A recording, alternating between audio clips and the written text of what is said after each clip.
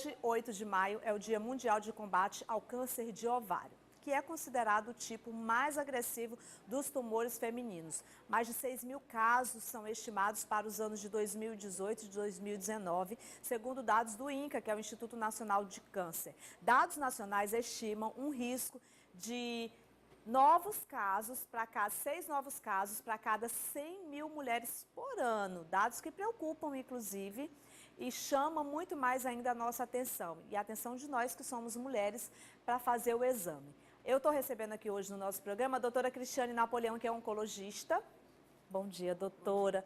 Quero aproveitar aqui e mandar um abraço muito especial para toda a equipe lá da Oncoclínica. Inclusive, nós fizemos uma matéria também que vai ser exibida nessa quinta-feira no programa Canal Saúde. Tivemos com a doutora Cristiane Napoleão também falando sobre esse assunto. E aqui no Revista Meio Norte a gente também aproveita mais uma vez para chamar a atenção das pessoas. Especialmente hoje, que é um dia importante, né, doutora? Bom dia. Bom dia, cara. É importante tocar no assunto, né, que é um tipo de câncer que é frequente, é o segundo tumor ginecológico mais comum, né, e tem uma mortalidade alta quando ele é diagnosticado em fases mais avançadas. E a maioria dos diagnósticos são em fases mais avançadas.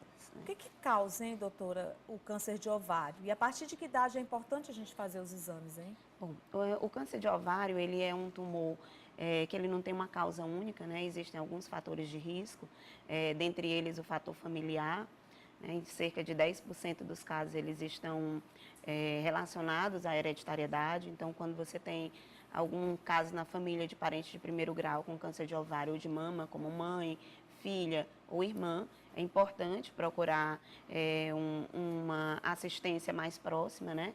E ele tem outros fatores, além do fator hereditário. A gente tem a obesidade, a falta de atividade física como fatores de risco.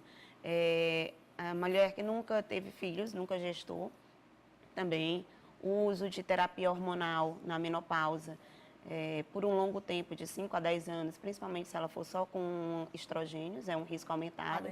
Embora a gente tenha uma proteção quando a mulher usa anticoncepcional numa idade mais jovem, né? E a mulher infértil também, ela tem um risco maior de desenvolver esse câncer.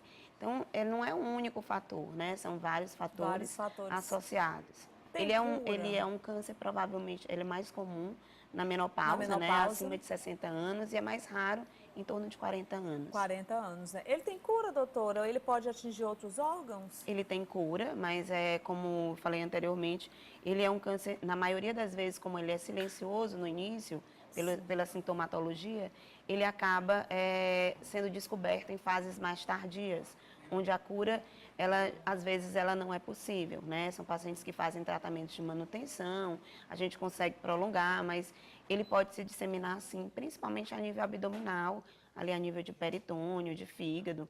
E como qualquer câncer, né, ele pode se disseminar para outros órgãos. Sim. Por isso a importância da prevenção, né, doutora Cristiane Napoleão? A gente sempre traz matérias e entrevistas, especialmente eu acho que eu tenho esse papel também com o meu telespectador de levar informação relacionada à saúde, porque o que a gente quer? A gente quer qualidade de vida, né? Então a gente quer muito mais saúde.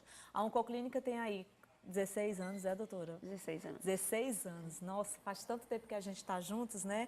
E a gente vê a Oncoclínica crescendo e cada vez mais eu vejo a questão da humanização, de trabalhar levando a informação para as pessoas. E muita coisa, inclusive, tem mudado, né, doutora, nesses 16 anos de Oncoclínica.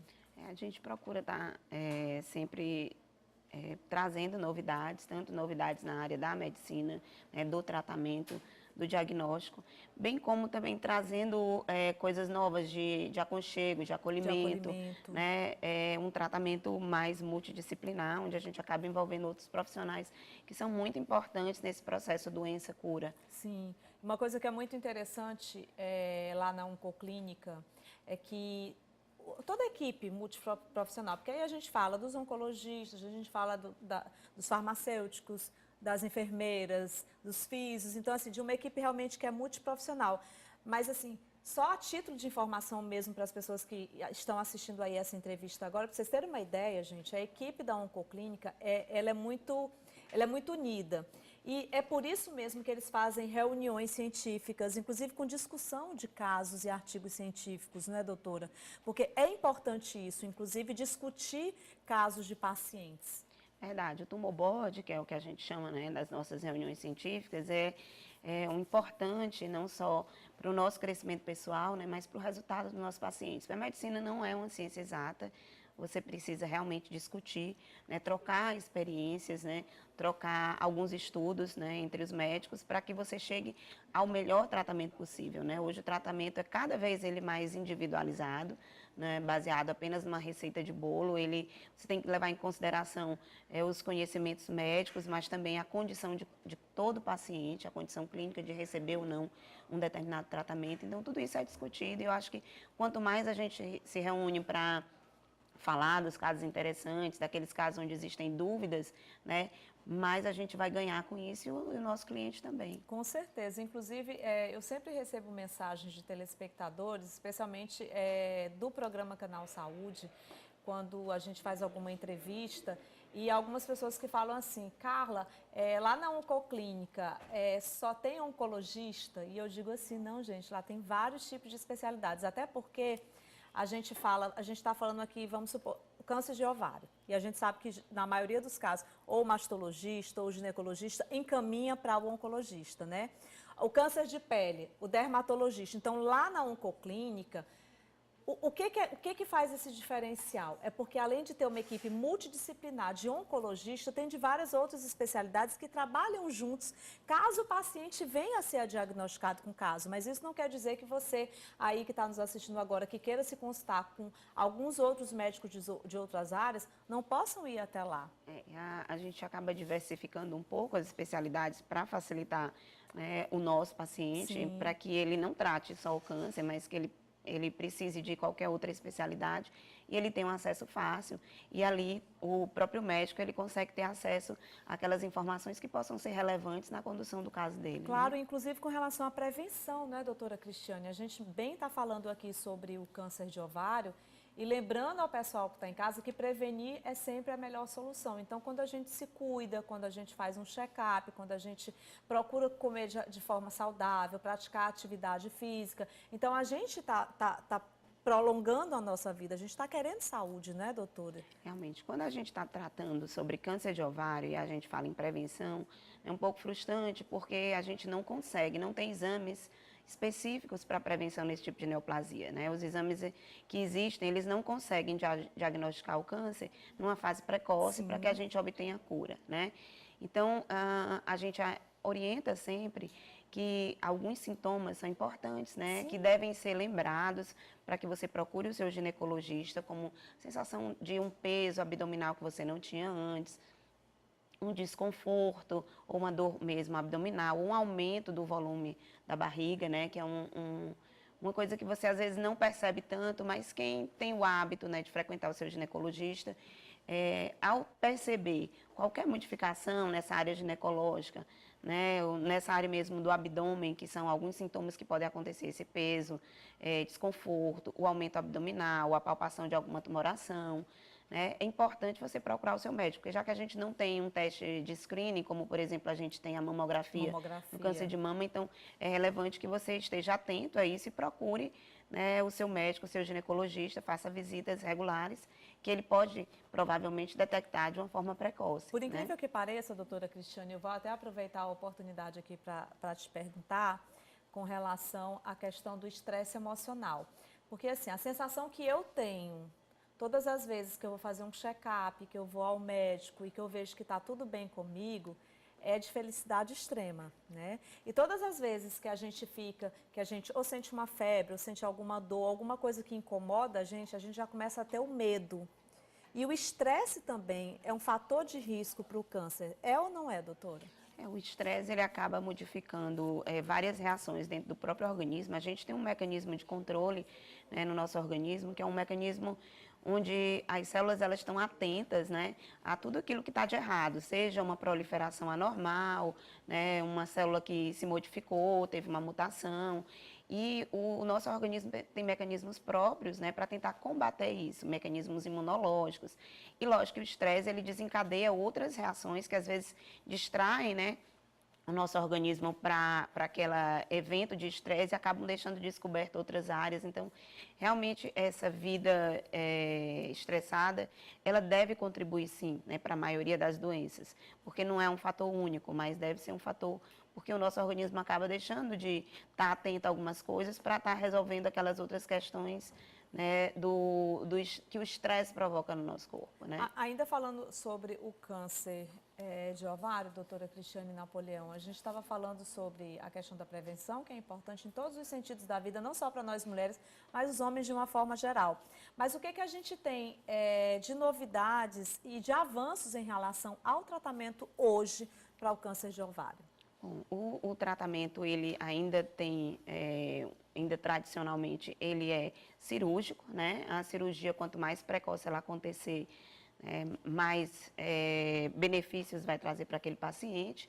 E depois da cirurgia, alguns pacientes têm indicação de fazer um complemento com quimioterapia. E o que vem chamando a atenção hoje, em relação associada à hereditariedade, que como esses tumores eles têm em torno de 10% uma associação com uma síndrome mama-ovário, em média BRCA1 ou BRCA2, que são genes mutados associados a essa síndrome, que aumenta não só o risco de câncer de ovário, mas também o risco de câncer de mama, né? Hoje a gente já consegue ter uma terapia alvo dirigida para os pacientes que são portadores dessa mutação do BRCA1 ou BRCA2. Então, alguns estágios mais avançados, a gente já conta, né, com a terapia alvo dirigida para atuar exatamente nessas áreas, nessas células, né, que estão mutadas. Então, isso é um grande avanço, porque não só a gente vai utilizar a pesquisa da mutação para poder orientar, às vezes, uma paciente que tem uma mutação BRCA1, depois que ela já tem a sua prole constituída, né, para ela fazer uma cirurgia profilática com retirada de ovários, porque o risco do paciente que tem o BRCA1 positivo, ou BRCA2, ele chega a ser até 60% ao longo da vida, o risco de ter um câncer de ovário. Vai aumentando, né, à medida que os anos passam. Então, ele varia em torno de 20% a 60% com o BRCA1, e de 10% a 35% com BRCA2. Então, a cirurgia profilática é uma opção, né, de prevenção, e quando ela não é factível, quando o paciente já teve o câncer e tem a mutação, ele pode lançar mão de terapias que são dirigidas diretamente para essas alterações genéticas, né, herdadas. Temos perguntas aqui para a doutora Cristiane Napoleão. Coloca aí na tela para mim, Tuane. A primeira pergunta, ela vem do bairro Torquato Neto, é a Manuela Silva. Cisto no ovário, pode virar câncer? Não é qualquer cisto, né, que ele tem a característica, que não é que ele vire, que às vezes o cisto de ovário, ele tem algumas características que já denotam a malignidade. São cistos complexos, né, com áreas heterogêneas, então são características visíveis no ultrassom que já podem chamar a atenção que aquele cisto possa ser já uma malignidade. Entendi. Doutora, eu vou aproveitar aqui e fazer uma pergunta pessoal, porque eu tenho certeza que muita gente que está em casa agora nos assistindo também tem muitas dúvidas com relação a isso. A gente está falando do câncer de ovário e a gente está falando da mulher. E eu queria te perguntar, qual a idade certa para a mulher engravidar? Assim, eu sei que hoje tem várias formas inclusive, a gente tem aí a evolução da medicina, temos reprodução assistida, tem vários fatores, né? E tal, mas qual é realmente a idade correta para a mulher engravidar, hein, doutora? Em relação ao ovário, por exemplo, os riscos, né, eles são menores quando as mulheres engravidam até, têm o primeiro filho até 26 anos. Até 26 né, anos. Mais ou menos isso, né? Mas quanto mais gestações você tem, né, e mais precoce, você protege em relação ao câncer de ovário, né? São fatores que diminuem o risco, né? Já se você vai ter uma gestação muito tardiamente, depois dos 35 anos, ela aumenta o risco para uma série de coisas, né? Não só para o câncer em si, Sim. mas também para malformações fetais. Então, o ideal é você trazer um pouco mais precoce essa gestação, né? A gente sabe que isso é uma coisa que às vezes está se tornando mais difícil por conta da inserção da mulher no mercado de trabalho, então cada vez ela quer alcançar, né, sua independência econômica. E acaba retardando esse processo, né, de engravidar, de ter filhos. Sim, né? As mulheres hoje em dia, a maioria delas querem ter filhos após os 30 anos de idade, né? Exatamente por conta disso, da modernidade, a mulher está no mercado de trabalho, a mulher está mais competitiva também.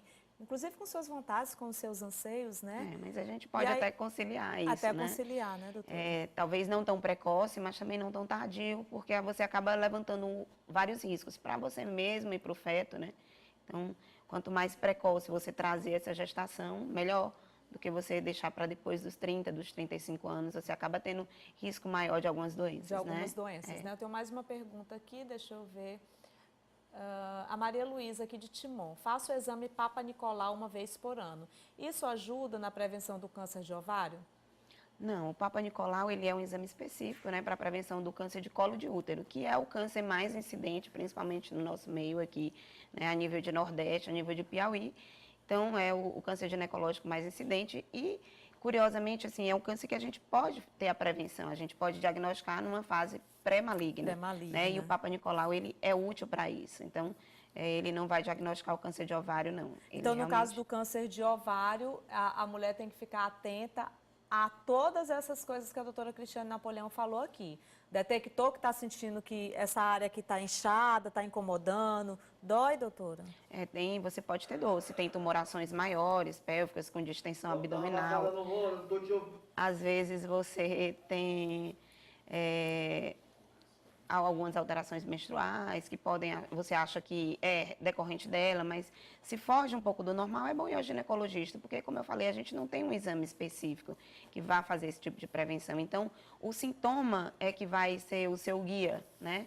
E, às vezes, os sintomas são muito sutis, né? Porque é um órgão que fica bem profundo, então você, às vezes, não consegue relacionar um sintoma a esse tipo de câncer, mas são sintomas sutis, inespecíficos, mas sempre que você perceber, o ideal é você procurar o seu ginecologista, mostrar que algo não vai bem, talvez um exame possa diagnosticar de forma mais precoce. Como mesmo a doutora Cristiane Napoleão falou aqui pra gente, né? As chances de cura são bem maiores ainda, né? Quando é diagnosticado precocemente.